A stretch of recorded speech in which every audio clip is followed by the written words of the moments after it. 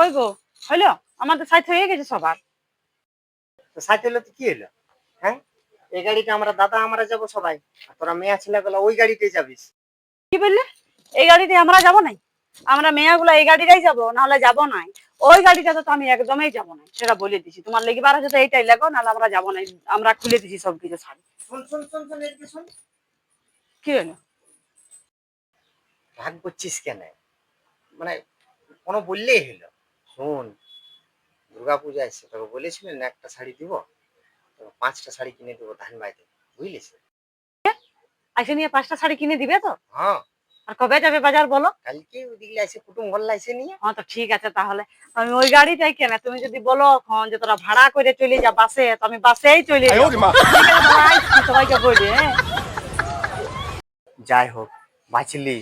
হ্যাঁ, মেয়াকে ভুলাতে কত দেরি, ওদেরকে খালি ফুচকা আর বাজার আর শাড়ি পালেই হইল। হ্যাঁ যাই, আমিও শাড়িটা করে বের হয়ে যাবো।